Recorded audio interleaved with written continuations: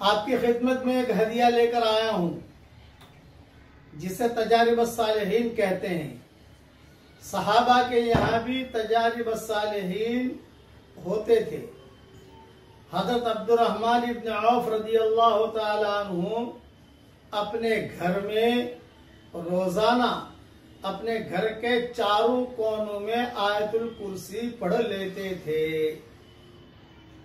ये तफसील मैंने मेरी किताब बिखरे मोती जिल्द 3 सफ़ा 204 पे लिखी है। तो अब्दुर्रहमान इब्न औफ का ये मामूल था। हजरत मोहम्मद सल्लल्लाहु अलैहि वसल्लम ने अब्दुर्रहमान इब्न औफ को नहीं बताया था कि तुम ये क्या करो, लेकिन वो करते थे। तो उसकी वजह से उनकी रोजी में खूब बरकत होती थी, जिन्नातों से हिफाजत होती थी, जादू से हिफाजत होती थी, परेशानियां दूर होती थी। ये इनका